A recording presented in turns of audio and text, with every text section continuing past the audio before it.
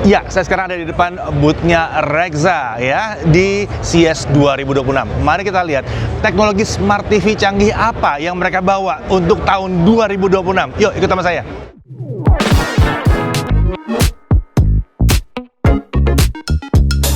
Oke, sekarang kita di tempatnya Rexza atau Toshiba ya di CES 2026. Kita mau lihat ada Smart TV dan teknologi Smart TV baru apa aja dari mereka. Oke, seperti biasa, Toshiba memanfaatkan CES untuk lebih menampilkan teknologi baru kreasi mereka. Itu sebabnya memang nggak banyak produk jadi mereka yang ditampilkan. Tahun lalu kami sempat mencoba prototipe dari beberapa teknologi yang masih dalam tahap pengembangan oleh Toshiba. Seharusnya hal-hal seperti ini juga yang akan hadir di booth mereka tahun 2026 ini. Nah, tahun 2026 ini bertepatan dengan 20 tahun hadirnya branding Rexza. Jadi mereka menampilkan apa yang sudah berhasil dicapai oleh Rexza, termasuk dari sisi produk, konsep maupun teknologinya. Ada apa aja? Banyak, termasuk ada TV 3D tanpa kacamata ya, fitur radar sensing di mana TV bisa mendeteksi posisi kita, dan ada banyak lagi. Sebagian di antaranya bisa kita rasakan langsung saat pakai TV dari Toshiba. Ada yang terkait kualitas tampilan, ada juga yang terkait audio. Nah, di CES 2026 ini mereka membawa beberapa hal menarik baru untuk Rexza Engine ZR Alpha. Rexza Engine ZR Alpha ini secara khusus disiapkan untuk TV dengan backlight RGB seperti RGB Mini LED. Jadi, engine ini menggunakan AI untuk menganalisa konten yang akan ditampilkan, kemudian menyesuaikan backlight dengan tampilan. Nah, penyesuaian ini bukan cuma untuk warna saja ya, ada penyesuaian tingkat kecerahan, dan yang menarik ada juga fungsi untuk mendeteksi apakah objek yang tampil di layar itu sifatnya memantulkan cahaya atau menghasilkan cahaya. Ini akan mempengaruhi bagaimana TV menampilkan objek tersebut. Hasilnya disebut membuat tampilan jadi terlihat lebih natural dan realistis. Nah, soal tampilan realistis ada juga yang ini nih ya, Realistic Sunlit Scene Reproduction. Rexza Engine ZR Alpha ini bisa mengenal scene yang akan ditampilkan khususnya untuk tampilan dengan cahaya matahari.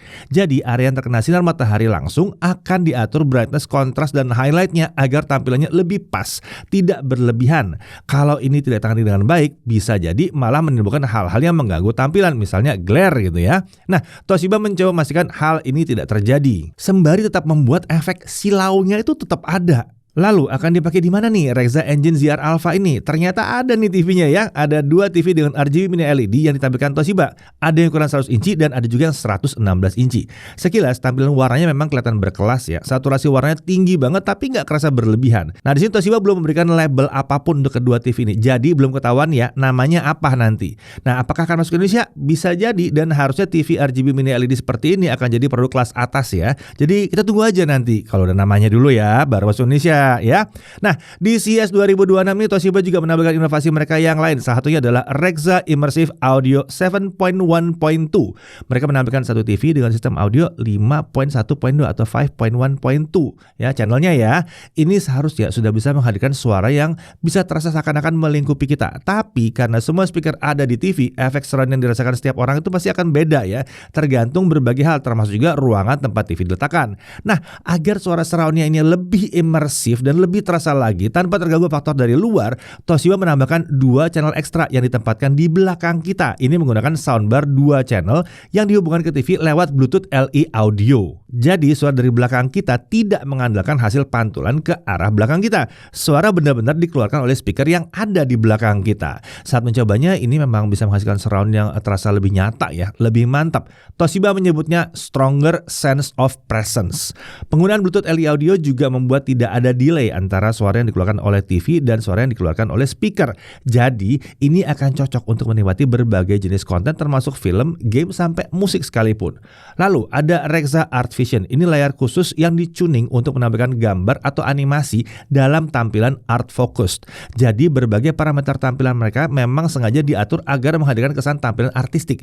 Tampilan ini juga didukung penggunaan panel low reflection dengan permukaan matte, membuat tampilannya memang tidak terlihat seperti tampilan di layar TV pada umumnya.